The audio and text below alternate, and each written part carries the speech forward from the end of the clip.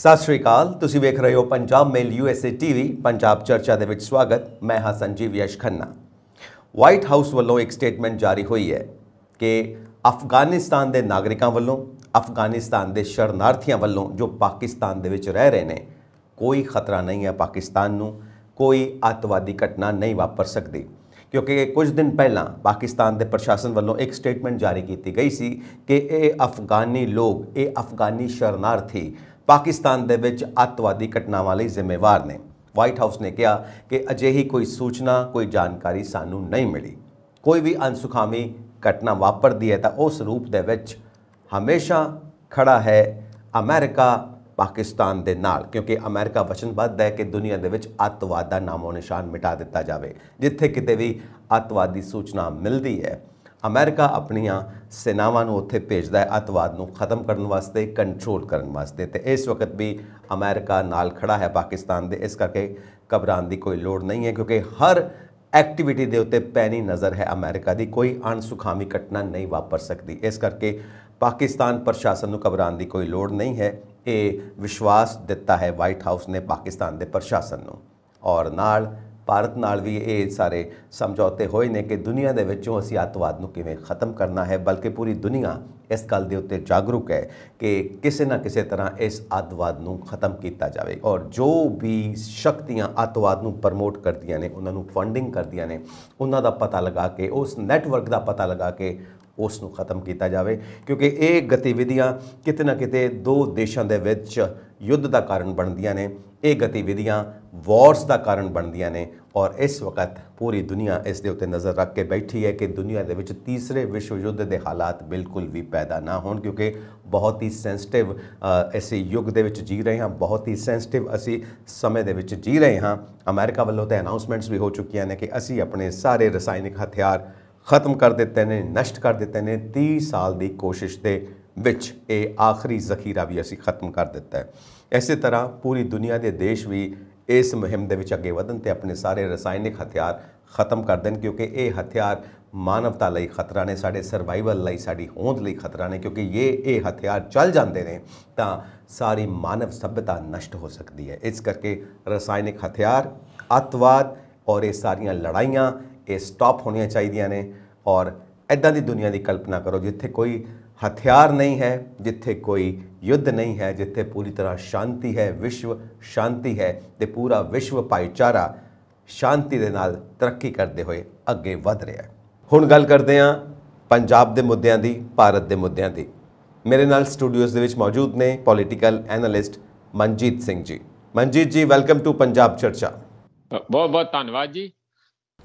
2024 ਦੀਆਂ ਇਲੈਕਸ਼ਨਸ ਸਾਰਿਆਂ ਦੇ ਦਿਮਾਗ ਦੇ ਵਿੱਚ ਘੁੰਮਦੀਆਂ ਪਈਆਂ ਕਿ ਇਹ ਮੁਕਾਬਲਾ ਬੜਾ ਦਿਲਚਸਪ ਹੋਣ ਵਾਲਾ ਹੈ ਤੇ ਸਾਰੀਆਂ ਵਿਰੋਧੀ ਪਾਰਟੀਆਂ, ਸਾਰੀਆਂ ਰੂਲਿੰਗ ਪਾਰਟੀਆਂ, ਸਾਰੇ ਲੀਡਰ, ਸਭ ਦੇ ਦਿਮਾਗ ਦੇ ਵਿੱਚ ਇਹ ਚੱਲਦਾ ਪਿਆ ਕਿ ਬਣੂਗਾ ਤੇ ਕੀ ਬਣੂਗਾ, ਪਬਲਿਕ ਦਾ ਮੂਡ ਕੀ ਹੈ, ਪਬਲਿਕ ਕਿੱਧਰ ਨੂੰ ਝੁਕੂਗੀ। ਕਿਉਂਕਿ BJP ਰਿਪੀਟ ਕਰਨਾ ਚਾਹੁੰਦੀ ਆਪਣੇ ਆਪ ਨੂੰ, ਮੋਦੀ ਸਾਹਿਬ ਫਿਰ ਤੋਂ ਬਣਨਾ ਚਾਹੁੰਦੇ ਨੇ ਪ੍ਰਾਈਮ ਮਿਨਿਸਟਰ ਆਫ ਇੰਡੀਆ, ਤੇ ਵਿਰੋਧੀ ਧਿਰ ਕਹਿੰਦੇ ਨੇ ਕਿ ਨਹੀਂ, ਇਹ ਹੋਣ ਨਹੀਂ ਦੇਣਾ। ਇਸ ਕਰਕੇ ਡਟੇ ਹੋਏ ਨੇ ਤੇ ਇੰਡੀਆ ਇੱਕ ਨੈਸ਼ਨਲ ਫਰੰਟ ਬਣਾ ਲਿਆ ਜੋ NDA ਨੂੰ ਚੁਣੌਤੀ ਦੇਵੇਗਾ। ਸੋ ਮਨਜੀਤ ਜੀ, ਕੀ ਖਿਆਲ ਹੈ, ਕਿੰਨਾ ਕਾਮਯਾਬ ਹੋਏਗਾ ਇਹ ਇੰਡੀਆ ਦਾ ਨੈਸ਼ਨਲ ਫਰੰਟ?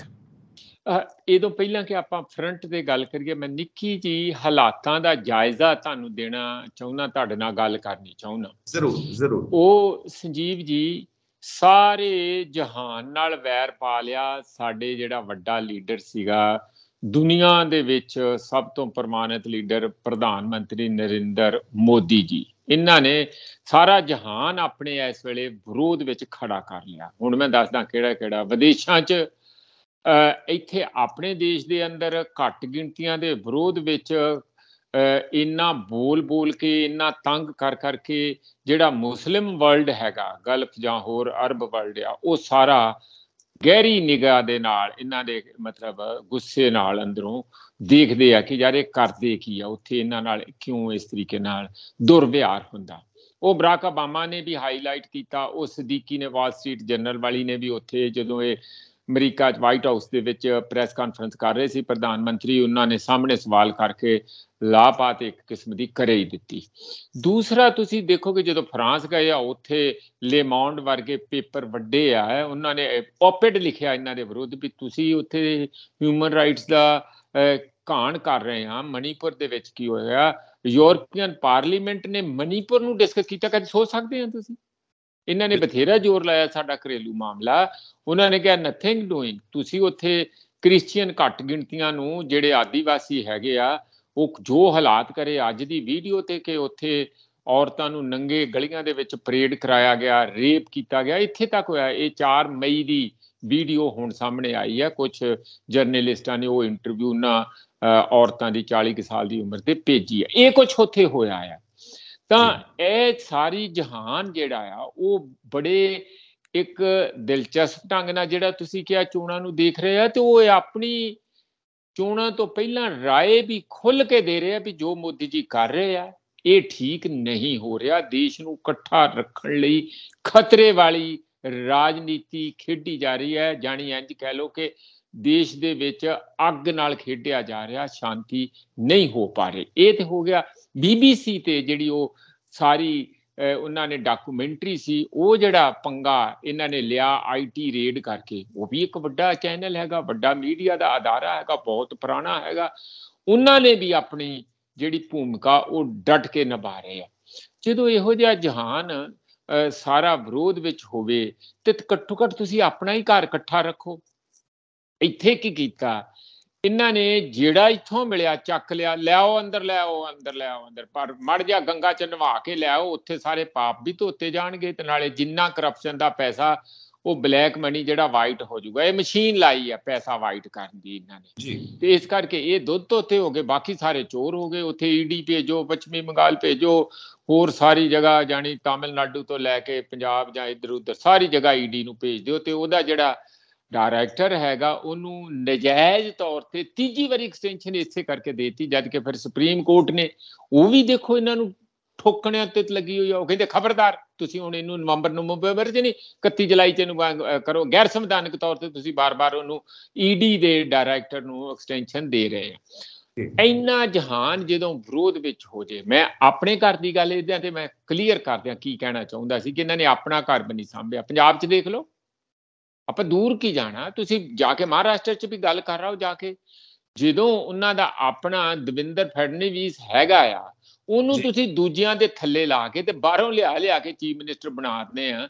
ਇੱਕ ਜਿਹੜਾ ਬਣਾਤਾ ਆ ਸ਼ਿਵ ਸੈਨਾ ਵਾਲਾ, ਤੇ ਦੂਸਰਾ ਲਾਈਨ 'ਚ ਲੱਗਾ ਅਜੀਤ ਕਹਿੰਦਾ ਮੈਂ ਇੱਥੇ ਬਹਿਣਾ ਕੁਰਸੀ ਤੇ, ਐਵੇਂ ਨਾ ਤੁਸੀਂ ਦਵਿੰਦਰ ਫੜਨਵੀਸ ਨੂੰ ਅੱਗੇ ਕਰ ਦਿਓ ਆਪਣੇ BJP ਦੇ ਲਈ। ਉਹਨਾਂ ਦੇ ਕੀ ਕਰਦੇ, ਆਪਣੇ ਬੰਦੇ ਖੁਸ਼ ਹੋਣਗੇ ਇਹਨਾਂ ਗੱਲਾਂ ਦੇ ਉੱਤੇ? BJP ਦੇ ਮਹਾਰਾਸ਼ਟਰ ਬਿਲਕੁਲ ਨਹੀਂ ਖੁਸ਼ ਹੋਣਗੇ। ਇਸੇ ਤਰੀਕੇ ਨਾਲ ਪੰਜਾਬ ਦੇ ਅੰਦਰ ਆਪਣੀ BJP ਇਹਨਾਂ ਦੇ ਬਥੇਰੀ ਉਥਲ ਪੁਥਲ ਹੋ ਰਹੀ ਆ। ਉਹ ਕਹਿੰਦੇ ਅਸੀਂ ਤੇ ਜਾਂ ਖੂਹ 'ਚ ਵੋਟ ਸੁੱਟ ਦਿਆਂਗੇ, ਕਾਂਗਰਸ ਨੂੰ ਵੋਟ ਪਾ ਦਿਆਂਗੇ। ਇਹਨਾਂ ਲੋਕਾਂ ਕਾਂਗਰਸੀਆਂ ਨੂੰ ਜਿਹੜੇ ਆ ਕੇ ਸਾਡੀ ਪਾਰਟੀ ਤੇ ਕਾਬਜ ਹੋ ਗਏ ਆ, ਸੁਨੀਲ ਜਾਖੜ ਵਰਗੇ ਤੇ ਹੋਰ ਬਲਬੀਰ ਜਾਂ ਜਿੰਨੇ ਇੱਥੋਂ ਚਲੇ ਗਏ, ਵੇਰਕਾ ਵਰਗੇ, ਜਿਹੜੇ ਕੈਪਟਨ ਅਮਰਿੰਦਰ ਸਿੰਘ ਵਰਗੇ, ਅਸੀਂ ਇਹਨਾਂ ਨੂੰ ਵੋਟਾਂ ਪਾਈਏ, ਇਹ ਸਾਡੀ ਪਾਰਟੀ ਆ। ਇਹਨਾਂ ਦੇ ਤੇ ਸਾਰੀ ਉਮਰ ਅਸੀਂ ਵਿਰੋਧ 'ਚ ਬੋਲਦੇ ਰਹੇ ਆ, ਜਾਣੀ ਕੋਈ ਪਾਸਾ ਛੱਡਿਆ ਹੀ ਨਹੀਂ। ਜਿਹੜੇ ਵਿਰੋਧ ਵਿੱਚ ਸੀਗੇ ਉਹਨਾਂ ਨੂੰ ਹੀ ਨਰਮ ਰੱਖਦੇ ਤੁਸੀਂ, ਉਹਨਾਂ ਦੇ ਵਿਰੁੱਧ ਵੀ ਉਹ ਇਹ ਚੋਰ ਹੈ, ਹੁਣ ਵੀ ਅਜੇ ਕਿਹੜੇ ਹਟ ਗਏ ਆ। ਇਹ 20 लाख करोड़ रुपए का घपला करके बैठे हैं, लोग सारा देश देख रहा है। ये जो 26 लोग बैठ के बेंगलुरु में स्टेज पे बैठे हैं, लोग इनको देख रहे, प्रधानमंत्री इंज कह रहे सीगे, लोग इनको देख रहे हैं कि देखो ये महाचोर वहां बैठे हैं, महा कट्टर भ्रष्टाचार लोग वहां बैठे। ये कोई तरीका है प्रधानमंत्री का?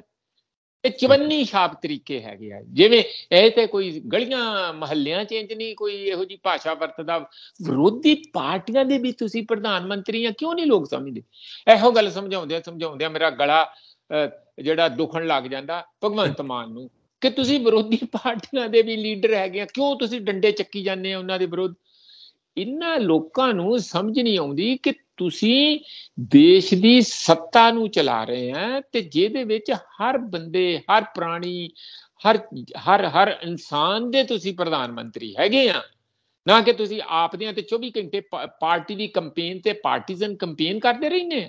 ਤੁਹਾਡੇ ਕੋਈ ਇੱਥੇ ਬੰਦਿਆਂ ਨੂੰ ਮਾਰਦੇ, ਗਾਵਾਂ ਦੇ ਨਾਂ ਦੇ ਉੱਤੇ ਕੋਈ ਸ਼ਰੇਆਮ ਗਲੀਆਂ ਦੇ ਵਿੱਚ ਲਿੰਚ ਕਰਕੇ ਕੁੱਟ-ਕੁੱਟ ਕੇ ਬੰਦੇ ਮਾਰ ਦਿੱਤੇ ਜਾਣ, ਤੇ ਮੁਸਲਮਾਨਾਂ ਨੂੰ ਤੁਸੀਂ ਕਹੋ ਕਿ ਬੋਲੋ ਭਾਰਤ ਮਾਤਾ ਦੀ ਜੈ। ਨਹੀਂ ਤੇ ਕਿੰਨੀਆਂ ਵੀਡੀਓ ਤੁਸੀਂ ਦੇਖੀਆਂ, ਕਿੰਨਾ ਖੌਫ ਦਾ, ਡਰ ਦਾ, ਭੈ ਦਾ, ਨਫ਼ਰਤ ਦਾ ਮਾਹੌਲ ਦੇਸ਼ ਦੇ ਅੰਦਰ ਪੈਦਾ ਕੀਤਾ। ਕੋਈ ਸੱਚ ਬੋਲਣੋਂ ਹੀ ਡਰਨ ਲੱਗ ਪਏ। ਅੱਧਾ ਮੀਡੀਆ ਗੋਡੜੀਆਂ ਟੇਕ ਗਿਆ ਇਹਨਾਂ ਦੇ ਸਾਹਮਣੇ, ਧੂਤਾ ਬਣਿਆ ਹੋਇਆ। ਜਿਹੜਾ ਬਾਕੀ ਆ ਉਹ ਡਰਿਆ ਬੈਠਾ, ਕਹਿੰਦੇ ਯਾਰ ਸਾਡਾ ਬੰਦ ਕਰ ਦੇਣਗੇ, ਸਾਰਾ ਬੰਦ ਕੀਤੇ ਆ, ਹੋ ਰਹੇ ਆ ਲਗਾਤਾਰ।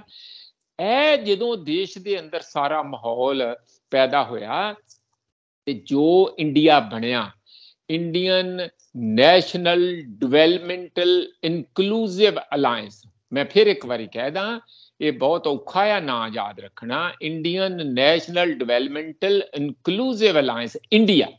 ਵਿਰੋਧੀ ਪਾਰਟੀਆਂ ਨੇ ਬੈਂਗਲੁਰੂ 'ਚ ਜਿਹੜਾ ਇਹ ਨਾਮਕਰਨ ਕੀਤਾ, ਜਿਹੜਾ ਨਵਾਂ ਪਲੇਟਫਾਰਮ ਹੈਗਾ, ਉਹ ਬੜਾ ਸੋਚ ਸਮਝ ਕੇ, ਬੜਾ ਕਿਸੇ ਵੱਡੇ ਰਾਜਨੀਤਿਕ ਪੰਡਿਤ ਨੇ ਕੀਤਾ ਤੇ ਰੌਲਾ ਲਾ ਉਸੇ 5 ਮਿੰਟਾਂ ਅੰਦਰ ਸਾਰੇ ਨੈਸ਼ਨਲ ਮੀਡੀਆ ਤੇ ਪੈ ਗਈ ਕਿ NDA versus India, NDA versus India. ਹੁਣ ਕਰੋ ਗੱਲ ਬਈ, ਇਹ ਤੇ ਸਭ ਤੋਂ ਵੱਡੇ ਦੇਸ਼ ਭਗਤ ਕਹਿੰਦੇ ਸੀ, ਉਹ ਵਰਸਸ ਹੋ ਗਏ ਕਿ ਇਹ ਇੰਡੀਆ ਦੇ ਵਿਰੁੱਧ ਐਨਡੀਏ ਹੋ ਗਿਆ। ਇਹ ਇੱਕ ਚਰਚਾ ਚੱਲ ਪਈ ਹੈ। ਮੈਂ ਲਾਸਟ ਗੱਲ ਕਵਾਂ ਇਹਦੋਂ ਪਹਿਲਾਂ ਕਿ ਤੁਹਾਡਾ ਸਵਾਲ ਲਵਾਂ, ਇਹ ਜਿਹੜਾ ਇਕੱਠ ਹੋਇਆ ਜਿਹਦੇ 'ਚ ਇੰਨੇ ਡਾਈਵਰਸ ਲੋਕ ਆ, ਜਿਹੜੇ ਸੂਬਿਆਂ 'ਚ ਉਹਨਾਂ ਹੀ ਪਾਰਟੀਆਂ 'ਚ ਬੈਠੇ, 26 'ਚ ਬੈਠੇ, ਸੂਬਿਆਂ 'ਚ ਇੱਕ ਦੂਜੇ ਦੇ ਗਲੋ ਗਲੀ ਹੱਥ ਪਾਇਆ ਹੋਇਆ, ਕਾਲਰਾਂ ਨੂੰ ਹੱਥ ਪਾਇਆ, ਆਮੋ ਸਾਹਮਣੇ ਲੜਾਈਆਂ ਆ। ਪੱਛਮੀ ਬੰਗਾਲ ਹੋਵੇ, ਕੇਰਲਾ ਹੋਵੇ, ਪੰਜਾਬ ਹੋਵੇ, ਦਿੱਲੀ ਹੋਵੇ, ਬਹੁਤ ਸੂਬਿਆਂ 'ਚ, ਜਿੰਨੇ ਮਰਜ਼ੀ ਗਿਣਾ ਲਓ ਮੇਰੇ ਕੋਲੋਂ, ਉੱਥੇ ਪਾਰਟੀਆਂ ਇੱਕ ਦੂਜੇ ਦੇ ਆਮੋ ਸਾਹਮਣੇ ਖੜੀਆਂ ਆ। ਪਰ ਇੱਕ ਗੱਲ ਦਾ ਉਹਨਾਂ ਨੇ ਫੈਸਲਾ ਕੀਤਾ, ਜਿਹੜਾ ਉਹਨਾਂ ਨੇ ਵੱਡਾ ਸਾਰਾ ਬੈਨਰ ਲਾਇਆ।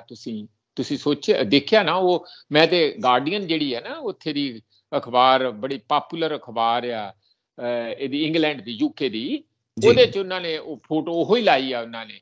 ਉਹਦੇ 'ਚ ਯੂਨਾਈਟਿਡ ਵੀ ਸਟੈਂਡ, ਯੂਨਾਈਟਿਡ ਵੀ ਸਟੈਂਡ, ਬਿਲਕੁਲ ਇਹ ਵੱਡਾ ਕਰਕੇ ਉਹਨਾਂ ਨੇ ਲਾਇਆ।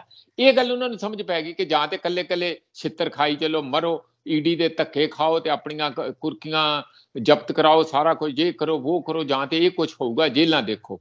ਔਰ ਉਹਨਾਂ ਨੂੰ ਇਹ ਵੀ ਸਮਝ ਪੈ ਗਈ ਕਿ ਲਾਸਟ ਚਾਂਸ ਹੈ, ਜੇ ਐਤਕੀ ਮੋਦੀ ਜੀ ਫੇਰ ਆ ਜਾਂਦੀ ਉਹਨਾਂ ਦੀ ਪਾਰਟੀ ਸੱਤਾ ਦੇ ਵਿੱਚ, ਤੇ ਫਿਰ ਤੇ ਭਾਂਡੇ ਵਿਕਵਾ ਕੇ ਹਟੂਗੀ। ਇਹਨਾਂ ਦੀਆਂ ਪਾਰਟੀਆਂ ਲੱਭਣੀਆਂ ਨਹੀਂ। ਜਦੋਂ ਪਾਰਟੀਆਂ ਦਾ ਹੀ ਵਡਿੰਗਾ ਹੋਣਾ ਸ਼ੁਰੂ ਹੋ ਗਿਆ, ਐਨਸੀਪੀ ਦਾ ਵਡਿੰਗਾ ਹੋ ਗਿਆ, ਉੱਥੇ ਸ਼ਿਵ ਸੈਨਾ ਦਾ ਹੋ ਗਿਆ, ਜਿਹੜੀਆਂ ਕਿ ਇਹਨਾਂ ਦੀਆਂ ਕੋਈ ਬਹੁਤ ਵਿਰੋਧਤਾ ਵਾਲੀਆਂ ਪਾਰਟੀਆਂ ਨਹੀਂ ਸੀ, ਨੇੜੇ ਤੇੜੇ ਇਹਨਾਂ ਦੇ, ਮਤਲਬ ਸ਼ਿਵ ਸੈਨਾ ਦੇ ਤੇ ਨਾਲ ਹੀ ਰਹੇ ਆ।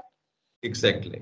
ਤੇ ਜਿਹੜਾ ਨੈਸ਼ਨਲ ਐਨਸੀਪੀ ਵੀ, ਉਹ ਕੋਈ ਇਹਨਾਂ ਦੀ ਤਿੱਖੀ ਵਿਰੋਧਤਾ ਕਰਨ ਵਾਲੀ ਪਾਰਟੀ ਨਹੀਂ ਸੀ। ਜੇ ਉਹਨਾਂ ਨੂੰ ਹੀ ਕੱਟ ਵੱਢ ਕੇ ਉਹ ਮਾਰਿਆ ਤੇ ਜਾਨੀ ਉਹਨਾਂ ਦੇ ਚੋਣ ਨਿਸ਼ਾਨ ਕਿੱਧਰ ਗਏ, ਬੇੜੀਆਂ ਤੇ ਕਿੱਧਰ ਗਏ ਮਿਲਾ, ਉਹ ਹਾਲਤ ਕਰਤੀ ਹੈ। ਉਹਨਾਂ ਨੇ ਬਾਕੀ ਸਾਰੇ ਡਰ ਗਏ। ਭਰਾਵਾ, ਅੱਜ ਬਚਣ ਦਾ ਮਾਮਲਾ, ਵਿਚਾਰ ਤੇ ਤਕਰਾਰ ਤੇ ਲੜਾਈਆਂ ਤੇ ਸੀਟ ਵੰਡ ਬਾਅਦ 'ਚ ਦੇਖਾਂਗੇ, ਪਹਿਲਾਂ ਇਕੱਠੇ ਹੋ ਜਾਓ। ਤੇ ਹੁਣ ਆਹ ਜਿਹੜੀ ਇੱਕ ਕਿਸਮ ਦੀ ਬੁਰਸ਼ਾਗਰਦੀ ਦੇਸ਼ ਦੇ ਅੰਦਰ ਚੱਲ ਰਹੀ ਆ, ਖੌਫ ਦਾ, ਨਫ਼ਰਤ ਦਾ, ਭੈ ਦਾ ਇੱਕ ਮਾਹੌਲ ਪੈਦਾ ਕੀਤਾ, ਹਰ ਸੇਨਰ ਆਵਾਜ਼ ਨੂੰ ਦੱਬਣ ਦਾ ਮਾਹੌਲ, ਉਹਦਾ ਮੁਕਾਬਲਾ ਕਰੀਏ। ਇਸ ਲਈ ਇਹ ਮੈਨੂੰ ਲੱਗਦਾ ਫਰੰਟ ਹੋਂਦ ਵਿੱਚ ਆਇਆ। ਤੇ ਇਹਦਾ ਸ਼੍ਰੇਅ ਤੇ ਇਹਦਾ ਜਿਹੜਾ ਸਾਰਾ ਮੈਂ ਕਹਿੰਦਾ ਕ੍ਰੈਡਿਟ ਜਿਹੜਾ, ਉਹ ਸਿਰਫ ਤੇ ਸਿਰਫ ਮੋਦੀ ਜੀ ਤੇ ਉਹਨਾਂ ਦੀਆਂ ਨੀਤੀਆਂ ਨੂੰ ਜਾਂਦਾ।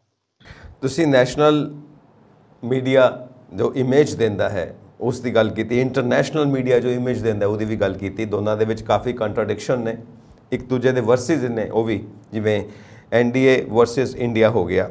ਇਹਦੇ ਵਿੱਚ ਇੰਡੀਆ ਦੇ ਵਿੱਚ ਆਪਾਂ ਇੱਕ ਗੱਲ ਕਰਨੀ ਚਾਹਾਂਗੇ, ਵਿਰੋਧੀ ਧਿਰਾਂ ਇਕੱਠੀਆਂ ਹੋ ਕੇ ਇੰਡੀਆ ਤਾਂ ਬਣਾ ਲਿਆ, ਔਰ ਇਹ ਬਹੁਤ ਵੱਡਾ ਮਾਰਕੀਟਿੰਗ ਸਲੋਗਨ ਵੀ ਬਣ ਗਿਆ ਕਿ ਐਨਡੀਏ ਵਰਸਸ ਇੰਡੀਆ। ਪੂਰੀ ਜਨਤਾ ਨੂੰ ਉਹਨਾਂ ਨੇ ਐਨਡੀਏ ਦੇ ਖਿਲਾਫ ਇੱਕ ਤਰ੍ਹਾਂ ਨਾਲ ਪ੍ਰਦਰਸ਼ਿਤ ਕਰਨ ਦੀ ਕੋਸ਼ਿਸ਼ ਕੀਤੀ ਹੈ। This is all marketing funda. ਅਸੀਂ ਜਾਣਦੇ ਹਾਂ ਕਿ ਜੋ ਬਾਰ-ਬਾਰ ਦਿਮਾਗ ਦੇ ਵਿੱਚ ਸਟ੍ਰਾਈਕ ਕੀਤੀ ਜਾਵੇ ਉਹ ਲੋਕਾਂ ਦੇ ਦਿਮਾਗ ਵਿੱਚ ਬਹਿ ਜਾਂਦੀ ਹੈ। ਇੰਡੀਆ ਨੂੰ ਵਰਸਿਸ ਕਰ ਦਿੱਤਾ, ਐਨਡੀਏ ਵਰਸਿਸ ਇੰਡੀਆ। ਇਹਦਾ 2024 ਦੀਆਂ ਇਲੈਕਸ਼ਨਸ ਦੇ ਉੱਤੇ ਕੀ ਅਸਰ ਪੈਂਦਾ, ਲੋਕਾਂ ਦੀ ਵੋਟਰ ਦੀ ਮਾਨਸਿਕਤਾ ਉੱਤੇ ਕੀ ਅਸਰ ਪੈਂਦਾ, ਇਹ ਦੇਖਣ ਵਾਲੀ ਗੱਲ ਹੋਏਗੀ। ਇਹਦੇ ਵਿੱਚ ਇੱਕ ਗੱਲ ਹੈ ਕਿ ਇੰਡੀਆ ਤਾਂ ਬਣਾ ਲਿਆ, ਤੇ ਇੰਡੀਆ ਦਾ ਲੀਡਰ ਕੌਣ ਬਣੇਗਾ? ਕੱਲ੍ਹ ਨੂੰ ਇਹ ਝਗੜਾ ਨਾ ਪੈ ਜਾਵੇ, ਪ੍ਰਧਾਨ ਮੰਤਰੀ ਮੈਂ ਬਣੂੰਗਾ, ਉਹ ਕਵੇ ਪ੍ਰਧਾਨ ਮੰਤਰੀ ਮੈਂ ਬਣੂੰਗਾ, ਮੈਂ ਡਿਪਟੀ ਪ੍ਰਾਈਮ ਮਿਨਿਸਟਰ ਬਣ ਜਾਂਦਾ। ਇੱਦਾਂ ਦੇ ਝਗੜੇ ਅਸੀਂ ਦੇਖ ਚੁੱਕੇ ਹਾਂ। ਸੋ ਤੁਹਾਨੂੰ ਕੀ ਲੱਗਦਾ ਹੈ ਕਿ ਕੋਈ ਨੈਸ਼ਨਲ ਲੀਡਰ ਚੁਣਿਆ ਇੰਡੀਆ ਨੇ? ਸੰਜੀਵ ਜੀ ਇਹ ਗੱਲਾਂ ਨਾ ਬੜੀਆਂ ਇੱਕ ਰਵਾਇਤੀ ਤੇ ਬਹੁਤ ਪਿੱਛੇ ਗੱਲਾਂ ਰਹਿ ਗਈਆਂ। ਇਹ ਮੀਡੀਆ ਪੁੱਛਦਾ ਜ਼ਰੂਰ ਆ ਪਰ ਇਹਨਾਂ ਗੱਲਾਂ ਮੈਂ ਤੁਹਾਨੂੰ ਕਹਿੰਦਾ, ਤੁਸੀਂ ਕਹਿੰਦੇ ਆ ਕਿ ਇਹ ਚਿਹਰਾ ਕਿਹੜਾ ਹੋਊਗਾ, ਨਾ ਕੀ ਹੋਊਗਾ, ਉਹ ਕੀ ਹੋਊਗਾ, ਉੱਥੇ ਹੋਂਦ ਦਾ ਸਵਾਲ ਬਣਿਆ ਹੋਇਆ। ਆ ਗੱਲਾਂ ਹੈ ਹੀ ਨਹੀਂ। ਤੁਸੀਂ ਕਿਸੇ ਵੀ ਗਧੇ ਨੂੰ ਉੱਤੇ ਹਾਰ ਸ਼ਿੰਗਾਰ ਕੇ ਕਹਿ ਦਿਓ ਜੀ ਇਹ ਸਾਡਾ ਨੈਸ਼ਨਲ ਚਿਹਰਾ, ਉਹ ਮੰਨ ਲੈਣਗੇ। ਹਾਲਤ ਇਹ ਬਣ ਗਈ ਹੈ ਦੇਸ਼ ਦੇ ਅੰਦਰ। ਆਪਾਂ ਉਹਦੀ ਐਮਰਜੈਂਸੀ ਕੰਡੀਸ਼ਨ ਨੂੰ ਸਮਝੋ ਕਿ ਜਿਸ ਐਮਰਜੈਂਸੀ ਹਾਲਾਤਾਂ 'ਚ ਉਹ ਇਕੱਠੇ ਹੋਏ ਹੈ, ਉਹ ਕਿਸੇ ਵੀ ਉਸ ਸਿੰਬੋਲਿਕ ਲੀਡਰ ਨੂੰ ਜਿਹੜਾ ਮੋਟਾ ਸਾਰਿਆਂ ਨੂੰ ਪ੍ਰਵਾਨਿਤ ਹੋਊਗਾ ਉਹਨੂੰ ਅੱਗੇ ਲਾ ਕੇ ਆਪਣਾ ਗੱਡੀ ਨੂੰ ਰੇਡ ਲੈਣਗੇ। ਇਸ ਵੇਲੇ ਇਹ ਹਾਲਾਤ ਬਣੀ। ਜਿਹੜੀ ਤੁਸੀਂ ਕਹਿ ਰਹੇ ਹੋ ਉਹ ਉਦੋਂ ਹੁੰਦਾ ਜਦੋਂ ਇੱਕ ਨਾਰਮਲ ਹਾਲਾਤ ਹੋਣ। ਨਾਰਮਲ ਹਾਲਾਤ ਹੋਣ ਤੇ ਉਹਨਾਂ ਨੂੰ ਲੱਗਦਾ ਕਿ ਯਾਰ ਅਸੀਂ ਆ ਤੇ ਰਹੇ ਹੀ ਹਾਂ। ਜੇ ਆ ਰਹੇ ਹਾਂ ਤੇ ਫਿਰ ਸਾਨੂੰ ਇਹ ਤੇ ਪਤਾ ਲੱਗੇ ਕਿ ਏਡੇ ਵੱਡੇ ਖਰਬੂਜੇ 'ਚ ਸਾਨੂੰ ਕਿੰਨਾ ਕੁ ਟੁਕੜਾ ਮਿਲਣਾ। ਉੱਥੇ ਫਿਰ ਲੜਾਈਆਂ ਝਗੜੇ ਤੇ ਉਹ ਪਹਿਲਾਂ ਹੀ ਬਿੱਲੀਆਂ ਦੀ ਲੜਾਈ ਵਾਂਗੂ ਲੜ ਪੈਂਦੀ ਆ ਤੇ ਬਾਂਦਰ ਆਪਣਾ ਫਾਇਦਾ ਲੈ ਕੇ ਗਾਂ ਜਾਂਦਾ। ਉਹ ਹਾਲਤ ਹੈ ਨਹੀਂ ਹੁਣ। ਇਹਨਾਂ ਨੂੰ ਤੇ ਇੰਨੀ ਅਕਲ ਟਿਕਾਣੇ ਕਰਤੀ ਆ ਮੋਦੀ ਜੀ ਨੇ ਕਿ ਉਹਨਾਂ ਕੋਲ ਗਲਤੀਆਂ ਦਾ ਤੇ ਇਸ ਕਿਸਮ ਦੀਆਂ ਲੜਾਈਆਂ ਦਾ ਗੁੰਜਾਇਸ਼ ਨਹੀਂ। ਹਾਲਤ ਇਹ ਹੈ ਕਿ ਦੋਹਰੀ ਪੋਲਿਟਿਕਸ ਚੱਲ ਰਹੀ ਹੈ। ਉਹ ਇਸ ਗੱਲ ਦਾ ਬਹੁਤ ਬੀਜੇਪੀ ਪ੍ਰਚਾਰ ਵੀ ਕਰ ਰਹੀ ਹੈ ਕਿ ਇਹ ਪਖੰਡ ਕਰ ਰਹੇ ਆ, ਮਾਸਕ ਪਹਿਨੇ ਆ, ਇਹ ਇਹਨਾਂ ਦੇ ਕੋਲ ਚੱਲਣੀ ਨਹੀਂ। ਉਹ ਇਹੋ ਜਿਹੇ ਪ੍ਰਚਾਰ ਕਰ ਰਹੇ ਆ।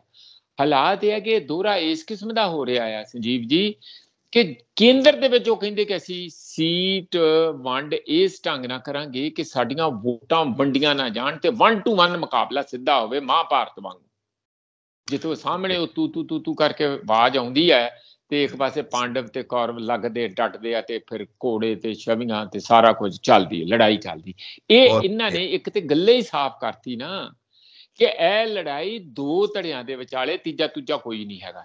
ਤੀਜਾ ਫਿਰ ਆਪਣੇ ਤੌਰ ਤੇ ਦੇਖੀ ਜਾਏ ਜਿੰਨਾ ਕੋ ਉਹਨੂੰ ਮਿਲੂਗਾ ਨਹੀਂ ਤੇ ਮਾਂਜਿਆ ਹੀ ਜਾਊ, ਮੈਨੂੰ ਇਹ ਲੱਗਦਾ। ਕਿਉਂਕਿ ਜਦੋਂ ਦੋ ਪੁੜ ਵੱਡੇ ਚੱਕੀ ਦੇ ਹੋਣ ਤੇ ਉਹਦੇ ਵਿੱਚ ਫਿਰ ਬਾਕੀ ਦੇ ਛੋਟੇ ਜਿਹੜੇ ਪਿਸ ਜਾਂਦੇ ਹੁੰਦੇ ਆ, ਉਹਨਾਂ ਲਈ ਬਹੁਤ ਔਖਾ ਹੋਊਗਾ ਸਰਵਾਈਵ ਕਰਨਾ। ਦੂਸਰਾ, ਇਹ ਲੀਡਰ ਦਾ ਜਿਹੜਾ ਤੁਹਾਡਾ ਜਿਹੜਾ ਸਵਾਲ ਆ, ਸੋਨੀਆ ਗਾਂਧੀ ਨੂੰ ਕੀ ਗੱਲ ਆ ਭਈ? ਬਿਲਕੁਲ ਉਹ ਹੋ ਜਾਊਗਾ ਤੇ ਐਤਕੀ ਵੀ ਅਨਾਉਂਸ ਹੋਣ ਦਾ ਡਰ ਸੀਗਾ। ਡਰ ਦਾ ਮਤਲਬ ਲੋਕਾਂ ਦੀ ਚਰਚਾ ਸੀ, ਇੱਕ ਉਮੀਦ ਸੀਗੀ ਰਾਦਰ ਕਿ ਇਹ ਹੋ ਜਾਊ। ਉਹ ਪਰ ਨਾ ਇੱਕ ਗੱਲੋਂ ਬਹੁਤ ਸਿਆਣਪਨਾ ਚੱਲ ਰਹੇ ਆ। ਉਹ ਨਾ ਬਿਲਕੁਲ ਸਲੋ ਮੋਡ ਦੇ ਪਹਿਲੇ ਤੋਂ ਵੀ ਥੱਲੇ ਗੇਅਰ ਦੇ ਵਿੱਚ ਚੱਲ ਰਹੇ, ਔਰ ਇਹੀ ਜ਼ਰੂਰੀ ਵੀ ਹੈਗਾ ਕਿਉਂਕਿ ਬਾਰ-ਬਾਰ ਮਿਲਣਗੇ, ਇੱਕ ਵਿਸ਼ਵਾਸ ਬਣੂਗਾ। ਕਿਉਂਕਿ ਸੂਬਿਆਂ ਦੇ ਅੰਦਰ ਤੇ ਇੱਕ ਦੂਜੇ ਦੇ ਗੁੱਥਮ-ਗੁੱਥਾ ਹੁੰਦੇ ਆ ਤੇ ਨੈਸ਼ਨਲ ਸਟੇਜ ਤੇ ਆ ਕੇ ਇੱਕ ਭਰੋਸਾ ਤੇ ਬਣਾਉਣਾ ਜ਼ਰੂਰੀ ਹੈ ਨਾ। ਜਿਵੇਂ ਸੋਨੀਆ ਗਾਂਧੀ ਤੇ ਮਮਤਾ ਨੇ ਬੈਠ ਕੇ ਕੀਤਾ, ਕੱਲ ਰਾਹੁਲ ਗਾਂਧੀ ਤੇ ਮਮਤਾ ਵੀ ਬੈਠ ਕੇ ਕੁਝ ਗੱਲਾਂ ਕਰ ਰਹੇ ਸੀ ਕਿਉਂਕਿ ਉਹ ਵੀ ਇੱਕ ਵੱਡੀ ਇਸ ਗੱਲ ਦੇ ਵਿੱਚ ਧਿਰ ਹੈਗੀ ਆ ਇਸ ਸਾਰੀ ਨੈਸ਼ਨਲ ਸੀਨ ਦੇ ਵਿੱਚ। ਇਸ ਲਈ ਉਹਨਾਂ ਨੇ ਸਿਰਫ ਇਹੀ ਫੈਸਲਾ ਕੀਤਾ, ਮੈਂ ਮਾੜਾ ਜਿਹਾ ਦੱਸ ਦਿਆਂ ਵੀ ਇੱਕ ਤੇ ਅਸੀਂ ਅਗਲੀ ਮੀਟਿੰਗ ਬੰਬੇ 'ਚ ਕਰ ਰਹੇ ਆ, ਹੋਰ 3 ਹਫ਼ਤੇ ਬਾਅਦ ਉਹ ਮੀਟਿੰਗ ਹੋ ਜਾਊਗੀ। 3 ਜਾਂ ਵੱਧ ਤੋਂ ਵੱਧ 3.5 ਹਫ਼ਤਿਆਂ ਤੱਕ ਉਹ ਮੀਟਿੰਗ ਅਗਲੀ ਹੋ ਜਾਊਗੀ। ਉਹਦੇ 'ਚ ਹੋ ਸਕਦਾ ਇਹ ਫੈਸਲਾ ਜਿਹੜਾ ਤੁਸੀਂ ਕਹਿੰਦੇ ਇਹ ਹੋ ਜਾਊ। 11 ਮੈਂਬਰੀ ਕਮੇਟੀ ਫਾਈਨਲਾਈਜ਼ ਹੋਊਗੀ ਜਿਹੜੀ ਇਹ ਸਾਰੀ ਗੱਲ ਨੂੰ ਕੋਆਰਡੀਨੇਟ ਕਰੂਗੀ, ਸਟੀਅਰ ਕਰੂਗੀ। ਹੋਸਟ ਇਸ ਵੇਲੇ NCP ਹੋਣਗੇ, ਸ਼ਿਵ ਸੈਨਾ ਹੋਣਗੇ, ਉਧਵ ਠਾਕਰੇ ਹੋਣੀ, ਉੱਥੇ ਜਿਹੜੀ ਬੰਬੇ 'ਚ ਮੀਟਿੰਗ ਹੋਣੀ ਹੈ। ਤਾਂ ਇਹ ਮੋਟੀਆਂ ਗੱਲਾਂ। ਫਿਰ ਕਾਮਨ ਮਿਨੀਮਮ ਪ੍ਰੋਗਰਾਮ ਕੀ ਹੋਊਗਾ? ਇੱਕੋ ਹੀ ਪ੍ਰੋਗਰਾਮ ਹੈ, ਦੇਸ਼ ਦਾ ਸੰਵਿਧਾਨ ਬਚਾਓ, ਦੇਸ਼ ਦੀ ਸ਼ਾਂਤੀ ਬਚਾਓ। ਹੋਰ ਕੀ ਹੈ? ਦੇਸ਼ ਨੂੰ ਇਕੱਠੇ ਰੱਖੋ। ਹੋਰ ਕਾਮਨ ਮਿਨੀਮਮ ਪ੍ਰੋਗਰਾਮ ਕੀ ਹੁਣ? ਆਹ ਹੀ ਪ੍ਰੋਗਰਾਮ ਹੈ। ਵਿਕਾਸ ਤੇ ਉਹਨਾਂ ਨੇ ਆਪਣੇ ਨਾਂ 'ਚ ਹੀ ਲਿਖ ਦਿੱਤਾ, ਡਿਵੈਲਪਮੈਂਟਲ ਇਨਕਲੂਸਿਵ ਉਹਨਾਂ ਨੇ ਨਾਂ ਇਸੇ ਕਰਕੇ ਲਿਖ ਦਿੱਤਾ ਕਿ ਜਿਹੜਾ ਇੱਥੇ ਜਾਤੀਗਤ ਨਫ਼ਰਤ, ਆਦੀਵਾਸੀਆਂ ਲਈ ਨਫ਼ਰਤ, ਫਿਰ ਘੱਟ ਗਿਣਤੀਆਂ ਲਈ ਨਫ਼ਰਤ, ਇਹ ਸਾਰੀ ਨਫ਼ਰਤ ਨੂੰ ਹਟਾ ਕੇ ਅਸੀਂ ਸਾਰਿਆਂ ਨੂੰ ਜਿਹੜਾ ਕਹਿੰਦੇ ਤੇ ਇਹ ਵੀ ਹੈ ਸਬਕਾ ਸਾਥ ਸਬਕਾ ਵਿਕਾਸ, ਇਹ ਸਬਕਾ ਸਾਥ ਲੈ ਕੇ ਤੇ 2-3 ਬੰਦਿਆਂ ਦਾ ਵਿਕਾਸ ਕਰੀ ਜਾਂਦੇ ਆ। ਇਸ ਗੱਲ ਨੂੰ ਠੱਲ ਕਿਵੇਂ ਪਾਉਣੀ ਹੈ? ਇਹ ਇਹਨਾਂ ਦਾ ਕਾਮਨ ਮਿਨੀਮਮ ਪ੍ਰੋਗਰਾਮ ਹੋਊਗਾ ਇਸ ਕਿਸਮ ਦਾ, ਜਨਰਲ, ਬਿਲਕੁਲ ਜਨਰਲ, ਤਾਂ ਕਿ ਜਿਹਦੇ ਵਿੱਚ ਕਿਸੇ ਨੂੰ ਵੀ ਇਨਕਲੂਡਿੰਗ ਮੋਦੀ ਕੋਈ ਇਸ ਗੱਲ ਦਾ ਕਿੰਤੂ ਪਰੰਤੂ ਨਾ ਹੋਵੇ। ਉਹ ਇੱਕ ਤਰੀਕਾ ਹੀ ਹੁੰਦਾ, ਉਹਦੇ 'ਚ ਕੋਈ ਕਿਸੇ ਦੇ ਬਹੁਤੇ ਕਨਫਲਿਕਟ ਹੋਣੇ ਨਹੀਂ। ਇਸ ਕਿਸਮ ਨਾਲ ਚਿਹਰਾ ਵੀ ਮਿਲ ਜੂ। ਪਰ ਚਿਹਰੇ ਦਾ ਮਤਲਬ ਇਹ ਨਹੀਂ ਕਿ ਉਹ ਪ੍ਰਧਾਨ ਮੰਤਰੀ ਹੈ ਜੀ। ਚਿਹਰਾ ਇਸ ਕੰਪੇਨ ਦਾ ਚਿਹਰਾ ਹੋਊਗਾ। ਮੈਨੂੰ ਜੋ ਲੱਗਦਾ ਤੇ ਪ੍ਰਧਾਨ ਮੰਤਰੀ ਉਦਣ ਬਣੂਗਾ ਜਿੱਦਣ ਜਿਸ ਤਰ੍ਹਾਂ ਹੁਣ ਤੇ ਅਜੇ ਆਂਡੇ ਮੁਰਗੀਆਂ ਥੱਲੇ ਪੈਣੇ ਆ, ਜਦੋਂ ਜਿੰਨੇ ਕੁ ਚੂਜ਼ੇ ਨਿਕਲਣਗੇ, ਜੇ ਬਾਕੀ ਨਿਕਲੇ ਹੀ ਨਾ ਤੇ ਫਿਰ ਕੀ ਕਰਨਾ, ਕੁੜ ਕਿਤੇ ਹੋਊਗੀ, ਚੂ ਕਿਤੇ ਹੋਊਗੀ। ਇਸ ਲਈ ਇਹ ਜ਼ਰੂਰੀ ਹੈ ਕਿ ਜਿੱਤ ਕੇ ਕਿੰਨੇ ਕਾਉਂਦੇ ਆ, ਹੈ ਨਾ ਸੰਜੀਵ ਜੀ। ਜਦੋਂ ਕਿੰਨੇ ਬੰਦੇ ਜਿੱਤ ਕੇ ਉਹਦੇ ਪ੍ਰਧਾਨ ਮੰਤਰੀ ਨੇ ਉਦੋਂ ਬਣਨਾ ਕਿ ਪਹਿਲਾਂ ਹੀ ਪ੍ਰਧਾਨ ਮੰਤਰੀ ਬਣਾ ਕੇ ਚਲਾ ਲੈਣਾ। ਆ ਜਿਨ੍ਹਾਂ ਨੇ ਪਹਿਲਾ ਚਿਹਰਾ ਪੱਕਾ ਠੱਕਾ ਕੀਤਾ, ਇਹ ਤਾਂ ਡੈਮੋਕ੍ਰੇਸੀ ਲਈ ਚਿਹਰੇ ਦੀ ਰਾਜਨੀਤੀ ਕਰਨੀ ਬਹੁਤ ਘਾਤਕ ਆ। ਇਹ ਬਾਕੀ ਸਾਰਿਆਂ ਲਈ ਬਹੁਤ ਡਿਸਪੁਆਇੰਟਿੰਗ ਆ ਕਿ ਅਸੀਂ ਉਹਦੇ ਪਾਰ ਨਹੀਂ ਹੈਗੇ। ਪ੍ਰਧਾਨ ਮੰਤਰੀ ਪਹਿਲਾਂ ਹੀ ਬਣਿਆ ਪਿਆ, ਕੀ ਗੱਲ ਬਾਕੀ ਦੀਆਂ ਦੀ ਕੋਈ ਘਰੋਂ ਰੋਟੀ ਘੱਟ ਖਾਂਦੇ ਆ ਕਿ ਉਹਨਾਂ ਦਾ ਚਾਂਸ ਨਹੀਂ ਹੋਣਾ ਚਾਹੀਦਾ? ਇਹ ਡੈਮੋਕ੍ਰੇਸੀ ਦੇ ਅਗੇਂਸਟ ਆ। ਤੇ ਮੇਰਾ ਖਿਆਲ ਹੈ ਚਿਹਰਾ ਚੂਰਾ ਕਿ ਪ੍ਰਧਾਨ ਮੰਤਰੀ ਦਾ ਚਿਹਰਾ ਇਹ ਸਾਡਾ ਹੋਊਗਾ, ਉਹ ਕੋਈ ਪਹਿਲਾਂ ਇਹਨਾਂ ਨੂੰ ਬਹੁਤਾ ਪ੍ਰਚਾਰਨਾ ਨਹੀਂ ਚਾਹੀਦਾ। ਜੇ ਪ੍ਰਚਾਰਨਗੇ ਤੇ ਥੋੜਾ ਜਿਹਾ ਉਹਦੇ ਨਾਲ ਸਗੋਂ ਇੱਕ ਕਿਸਮ ਦੀ ਫ੍ਰਿਕਸ਼ਨ ਆਪਸ ਵਿੱਚ ਪੈਦਾ ਹੋਣ ਦੀ ਹੋਊਗੀ। ਸਿਰਫ ਤੇ ਸਿਰਫ ਕੰਪੇਨ ਦਾ ਇੱਕ ਚਿਹਰਾ ਜ਼ਰੂਰ ਇਹਨਾਂ ਨੂੰ ਰੱਖ ਲੈਣਾ ਚਾਹੀਦਾ। ਉਹ ਕਿਸੇ ਨੂੰ ਵੀ ਰੱਖ ਲੈਣ, ਕਿਸੇ ਨੂੰ ਇਹੋ ਜਿਹੀ ਹਾਲਾਤ ਦੇ ਵਿੱਚ ਆਬਜੈਕਸ਼ਨ ਹੋਣਾ ਨਹੀਂ, ਜਦ ਉਹਨਾਂ ਨੂੰ ਇਹ ਪੱਕਾ ਹੋਏ ਕਿ ਇਹ ਪ੍ਰਧਾਨ ਮੰਤਰੀ ਦਾ ਚਿਹਰਾ ਆਟੋਮੈਟਿਕਲੀ ਨਹੀਂ ਹੈ। ਐਗਜ਼ੈਕਟਲੀ, ਕਿਉਂਕਿ ਇਸ ਵਕਤ ਡੈਮੋਕ੍ਰੇਸੀ ਇਹੀ ਡਿਮਾਂਡ ਕਰਦੀ ਹੈ ਕਿ ਇਕੱਠੇ ਹੋ ਕੇ ਲੜੋ, ਔਰ ਲੜਨ ਤੋਂ ਬਾਅਦ ਜਦੋਂ ਜਿੱਤੋ ਉਸ ਤੋਂ ਬਾਅਦ ਫੈਸਲਾ ਕਰ ਲਈਓ ਕੌਣ ਬਣੇਗਾ ਪ੍ਰਧਾਨ ਮੰਤਰੀ। ਸੋ ਤੁਸੀਂ ਕਿਹਾ ਕਿ ਤੂਤੂ ਹੋ ਗਈ ਹੈ, ਕੁਰੂਕਸ਼ੇਤਰ ਦੇ ਵਿੱਚ ਮਹਾਭਾਰਤ ਹੋਣ ਲੱਗਾ ਹੈ। ਇੱਕ ਪਾਸੇ ਕੌਰਵ ਨੇ ਤੇ ਇੱਕ ਪਾਸੇ ਪਾਂਡਵ ਨੇ। ਹੁਣ ਦੇਖੋ ਕ੍ਰਿਸ਼ਨ ਕੌਣ ਬਣਦਾ ਹੈ ਤੇ ਇਸ ਯੁੱਧ ਨੂੰ ਕਿਹੜੇ ਪਾਸੇ ਲੈ ਕੇ ਜਾਂਦਾ ਹੈ। ਇੱਧਰ ਮੋਦੀ ਸਾਹਿਬ ਕਹਿ ਰਹੇ ਨੇ ਕਿ ਨਕਾਰਾਤਮਕ ਨਾਲ ਜਿਹੜੀ ਨਕਾਰਾਤਮਕਤਾ ਹੈ, ਨੈਗੇਟਿਵਿਟੀ ਹੈ, ਉਹਦੇ ਨਾਲ ਭਰੇ ਹੋਏ ਇਹ ਜਿਹੜੇ ਗੱਠਜੋੜ ਨੇ, ਇੰਡੀਆ ਨੂੰ ਉਹਨਾਂ ਨੇ ਕਿਹਾ ਕਿ ਨੈਗੇਟਿਵਿਟੀ ਨਾਲ ਭਰਿਆ ਹੋਇਆ ਇੱਕ ਗੱਠਜੋੜ ਹੈ। ਇਹ ਵਿਰੋਧੀ ਧਿਰ ਦੇਸ਼ ਵਿੱਚ ਵੰਡੀਆਂ ਪਾਉਣਾ ਚਾਹੁੰਦੇ ਨੇ, ਇਹ ਸਫਲ ਨਹੀਂ ਹੋ ਸਕਦੇ। ਇਹ ਮੋਦੀ ਸਾਹਿਬ ਦੀ ਸਟੇਟਮੈਂਟ ਹੈ ਜੀ। ਇੱਕ ਤੇ ਤੁਸੀਂ ਇਹਨਾਂ ਦੇ ਨਾ ਪੋਲੀਟੀਸ਼ੀਅਨਾਂ ਦੇ ਜਿਹੜੇ ਭਾਸ਼ਣ ਤੇ ਸ਼ਬਦ ਹੁੰਦੇ ਆ, ਜੋ ਬਿਆਨ ਦਿੰਦੇ, ਉਹਦਾ ਮੈਂ ਕਦੀ ਕੋਈ ਅਰਥ ਨਹੀਂ ਮੰਨਦਾ ਮੈਂ, ਕਿਉਂਕਿ ਉਸ ਸਟੇਟਮੈਂਟ ਦਾ ਕੋਈ ਅਰਥ ਨਹੀਂ ਹੁੰਦਾ। ਅਸੀਂ ਦੇਸ਼ ਦੀ ਗਰੀਬੀ ਹਟਾਉਣੀ ਆ ਤੇ ਅਸਲ 'ਚ ਉਹ ਗਰੀਬ ਹਟਾਉਣੇ ਹੁੰਦੇ ਆ। ਗਰੀਬਾਂ ਨੂੰ ਕਿਤੇ ਸੁੱਟ ਦਿਓ ਸਮੁੰਦਰ 'ਚ, ਆਪੇ ਗਰੀਬੀ ਹਟ ਗਈ।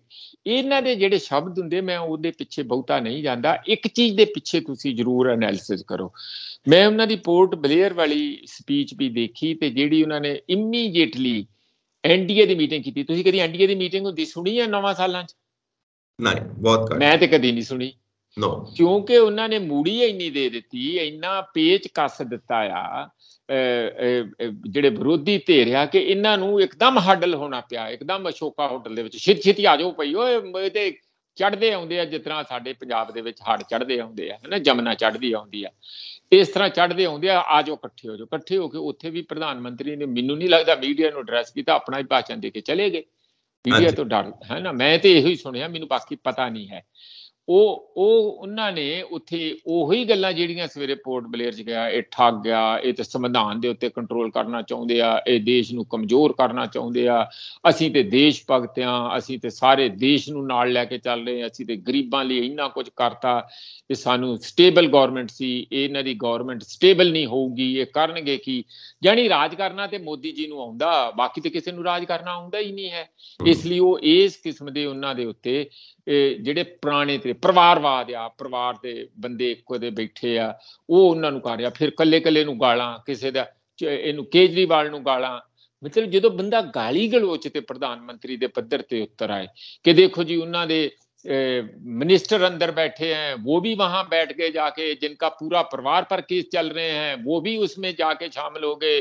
पश्चिमी बंगाल वाली मैडम ने भी कहता जो इतना वहां कर रही है, खून खराबा कर रही है, वो भी वहां बैठ गई। भाई वो बैठ गए हुण, ਉਹਨਾਂ ਤੇ ਤੁਹਾਡੇ ਨਾਲ ਵੀ ਸੀਗੇ, ਸ਼ਿਵ ਸੈਨਾ ਤੇ ਤੁਹਾਡੇ ਨਾਲ ਵੀ ਅੱਜ ਵੀ ਬੈਠੀ ਆ, ਉਦੋਂ ਵੀ ਸੀਗੀ, ਹੁਣ ਤੇ ਉਧਰ ਬੈਠੇ ਆ ਤੇ ਬੈਠੇ ਆ।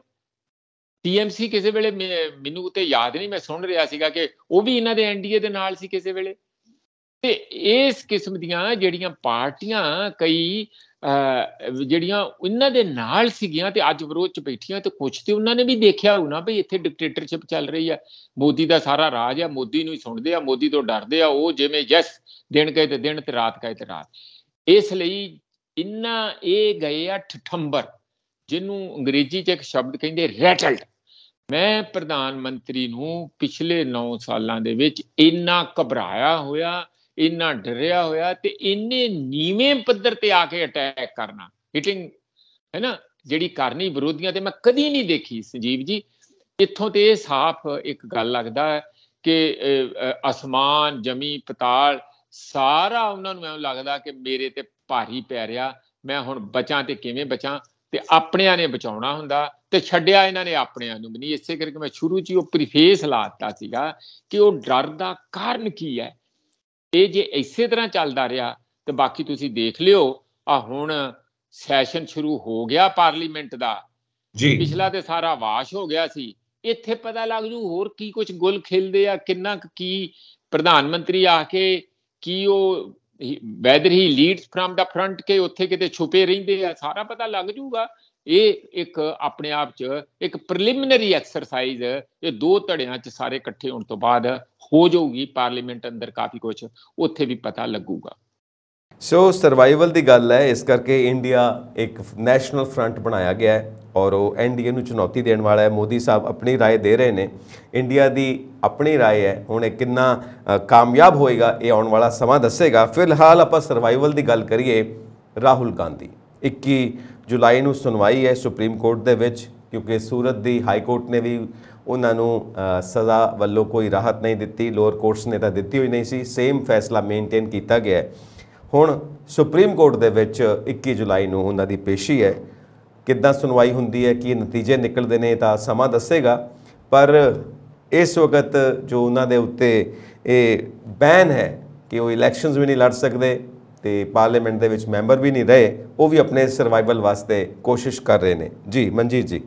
ਹਾਂ, ਮੈਂ ਇੱਕ ਇੰਡੀਆ ਜਿਹੜਾ ਪਲੇਟਫਾਰਮ ਬਣਿਆ ਇਹਦੇ ਬਾਰੇ ਇੰਨੀ ਗੱਲ ਕਹਿ ਦਿਆਂ, ਇਹ ਇਕੱਲਾ ਨੈਗੇਟਿਵ ਪਲੇਟਫਾਰਮ ਹੀ ਨਹੀਂ ਹੈ ਕਿ ਸਰਵਾਈਵਲ ਦੀ ਲੜਾਈ ਹੈ, ਉਹ ਤੇ ਹੈ ਹੀ, ਉਹ ਤੇ ਉਹਨਾਂ ਨੂੰ ਦੇਖ ਹੀ ਰਿਹਾ। ਇਸੇ ਗੱਲ ਦਾ ਇੱਕ ਪ੍ਰੈਸ਼ਰ ਨੇ ਇਕੱਠੇ ਕੀਤਾ, ਪਰ ਇਹ ਦੇਸ਼ ਨੂੰ ਉਸ ਅੱਗ ਤੋਂ ਵੀ ਤੇ ਦੇਸ਼ ਨੂੰ ਟੁਕੜੇ ਟੁਕੜੇ ਹੋਣ ਤੋਂ ਬਚਾਉਣ ਦੀ ਵੀ ਲੜਾਈ ਆ। ਦੇਸ਼ ਦੇ ਵਿੱਚ ਜਮਹੂਰੀਅਤ ਨੂੰ ਕਾਇਮ ਰੱਖਣ ਦੀ ਲੜਾਈ, ਸੰਵਿਧਾਨ ਨੂੰ ਕਾਇਮ ਰੱਖਣ ਦੀ ਲੜਾਈ ਵੀ ਹੈ, ਜਿਹੜੀਆਂ ਉਹਨਾਂ ਚੋਂ ਵੱਡਾ ਹਿੱਸਾ ਪਾਰਟੀਆਂ ਦਾ ਸਮਝਦਾ। ਸਾਰੀਆਂ ਜੇ ਨਹੀਂ ਵੀ ਸਮਝਣਗੀਆਂ, ਸੱਤਾ ਦੇ ਭੋਖੜਾ ਉਹਨਾਂ ਨੂੰ ਵੀ ਹੋ ਸਕਦਾ, ਪਰ ਬਹੁਤਾ ਵੱਡਾ ਹਿੱਸਾ ਇਸ ਗੱਲ ਨੂੰ ਸਮਝਦਾ ਕਿ ਦੇਸ਼ ਦੇ ਅੰਦਰ ਜੇ ਡੈਮੋਕ੍ਰੇਸੀ ਨੂੰ ਬਚਾਉਣਾ ਤੇ ਇਸ ਵੇਲੇ ਸੱਤਾ ਦਾ ਪਲਟਾ ਹੋਣਾ ਬਹੁਤ ਜ਼ਰੂਰੀ ਹੈ। ਜਿਹੜੀ ਤੁਸੀਂ ਰਾਹੁਲ ਦੀ ਗੱਲ ਕਹੀ ਹੈ, ਦੇਖੋ ਉਹ ਤੇ ਲੀਡਰ ਬਣ ਗਿਆ, ਇਹ ਉਹਨੂੰ ਕਦੀ ਵੀ ਲੀਡਰ ਬਣ ਦੇਣਾ ਨਹੀਂ ਸੀ ਚਾਹੁੰਦੇ। ਭਾਰਤ ਜੋੜੋ ਯਾਤਰਾ ਨੇ ਜੋ ਉਸ ਦੀਆਂ ਅੱਖਾਂ ਤੇ ਕੰਨ ਤੇ ਨਵਾਂ ਨੇਤਰ ਖੋਲਿਆ ਕਿ ਅਸਲੀਅਤ 'ਚ ਭਾਰਤ ਹੈ ਕੀ ਤੇ ਇੱਥੇ ਦੀ ਰਾਜਨੀਤੀ ਦੀ ਭਾਸ਼ਾ ਤੇ ਚਾਲ ਚੱਲਣ ਕੀ ਹੈ, ਉਹ ਪੂਰੇ ਪੇਚ ਸਮਝ ਗਏ, ਪਹਿਲੀ ਗੱਲ।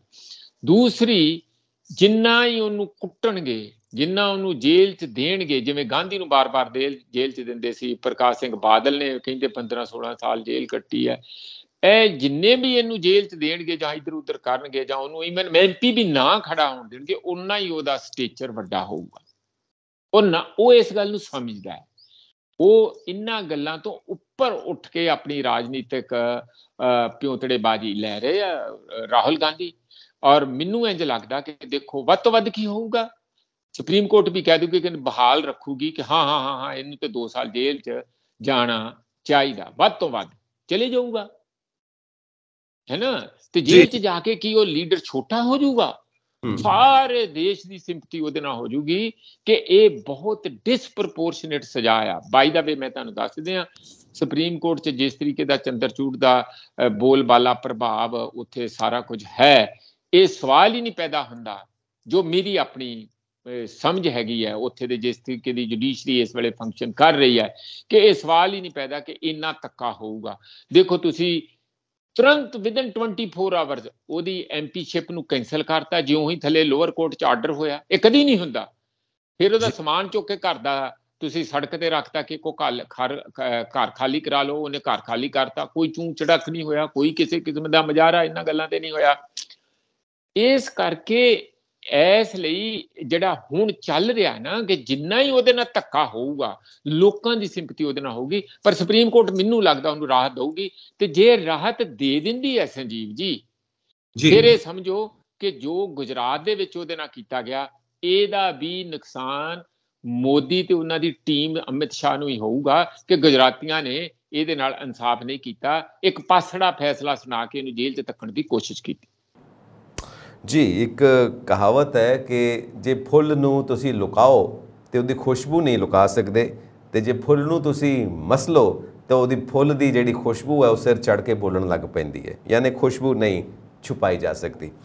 ਸੋ ਬਹੁਤ ਬਹੁਤ ਸ਼ੁਕਰੀਆ ਤੁਹਾਡਾ ਮਨਜੀਤ ਜੀ ਕਿ ਤੁਸੀਂ ਇਹਨਾਂ ਵਿਸ਼ਿਆਂ ਦੇ ਉੱਤੇ ਸਾਡੇ ਦਰਸ਼ਕਾਂ ਨੂੰ ਐਨਲਾਈਟਨ ਕੀਤਾ, ਔਰ ਅਸੀਂ ਹੋਰ ਵਿਸ਼ੇ ਲੈ ਕੇ ਤੁਹਾਡੇ ਤੱਕ ਪਹੁੰਚ ਜ਼ਰੂਰ ਕਰਦੇ ਰਵਾਂਗੇ। Thank you so much Manjit ji. ਧੰਨਵਾਦ। ਅਸੀਂ ਆਪਣੇ ਦਰਸ਼ਕਾਂ ਨੂੰ ਗੁਜ਼ਾਰਿਸ਼ ਕਰਨਾ ਚਾਹੁੰਦੇ ਹਾਂ ਕਿ ਆਪਣੇ ਵਿਚਾਰ ਸਾਨੂੰ ਇਨਬਾਕਸ ਕਰੋ, ਸਾਡਾ ਚੈਨਲ ਪੰਜਾਬ ਮੇਲ USA TV ਸਬਸਕ੍ਰਾਈਬ ਕਰੋ। ਸਤਿ ਸ਼੍ਰੀ ਅਕਾਲ।